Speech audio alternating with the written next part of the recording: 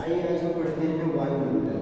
वायुमंडल क्या होता है, वायुमंडल में कितनी परतें होती हैं।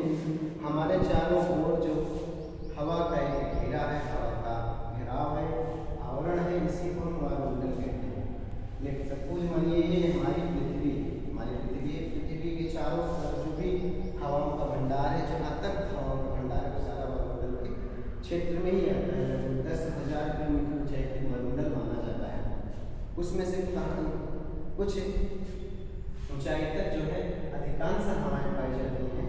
तो हवाओं के दबाव, घनत्व, हवाओं के गर्म और ठंडे होने की प्रवृत्ति के अनुसार हम इन हवाओं को विभिन्न स्तरों में, संस्तरों में बांट के रखते हैं, जिसको हम वायुमंडल की परतें कहते हैं। वायुमंडल की परतें हवाएं दबाव के कारण, घनत्व के कारण और जो है तापमान के कारण विभिन्न परतों में बटी हुई है, जिनमें सबसे निचली परत है जो पृथ्वी की सबसे करीब पाई जाती है। पृथ्वी है हमारी सबसे निचली परत, जिसको हम कहते हैं क्षोभ मंडल। ये सबसे निचली परत क्या है? क्षोभ मंडल है।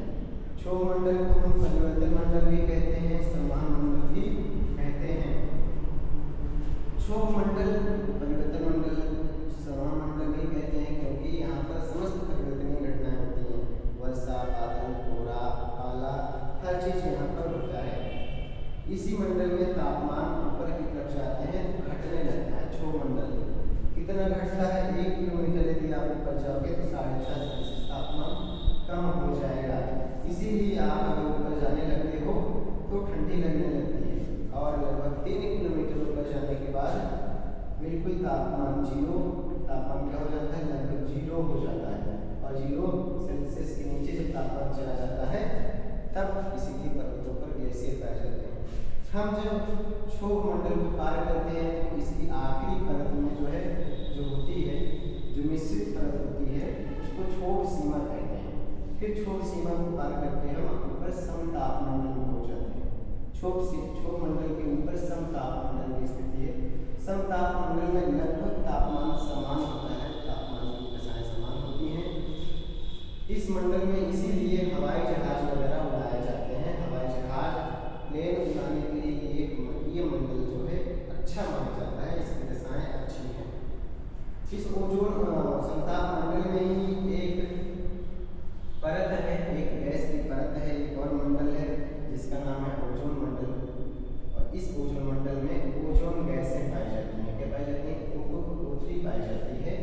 O3 15 से 35 किलोमीटर के बीच में, 15 से 35 किलोमीटर के बीच में अधिकांश में फैली है। और मुख्य रूप से ये जो है 22 किलोमीटर पर ये सघन रूप में पाई जाती है। 22 किलोमीटर की ऊंचाई पर सघनतम रूप में O3 यानी कि ओजोन गैस पाई जाती है। ओजोन गैस क्या करती है? ओजोन गैस सूरज से आने वाली पराबैंगनी किरणों, जो सौरिक विकिरण होता है, उसके पुंज में एक विकिरण है जिसका नाम है पराबैंगनी विकिरण, पराबैंगनी यूवी रेज। उन यूवी रेज को जो है ये O3 इनसी यूवी रेज से क्रिया करके, रासायनिक क्रिया करके इसको वापस लौटा देती है, वापस अंतरिक्ष में, जिस कारण पृथ्वी का तापमान नियंत्रित नहीं तो पृथ्वी का तापमान अचानक से बढ़ जाए और तरह तरह की बीमारियां होने लगेंगी यदि पराबैंगनी किरणें पृथ्वी पर पहुंचने लगेंगी।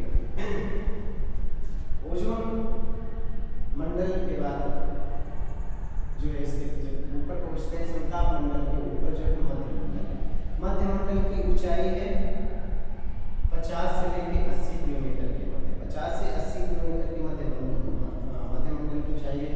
इस मंडल में उनका पिंड आकर के जल करके नष्ट हो जाते हैं। मध्य मंडल के ऊपर आपका आयन मंडल आता है। आयन मंडल में रेडियो तरंगें पाई जाती हैं, आयनिक किरणें पाई जाती हैं। इसी मंडल में पृथ्वी से जो रेडियो तरंगें पहुंचती हैं, इस मंडल से परावर्तित होकर के वापस पृथ्वी पर आती हैं।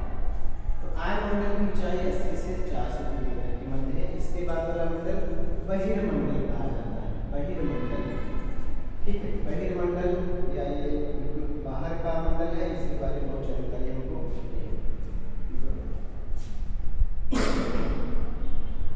कितना मिनट? 457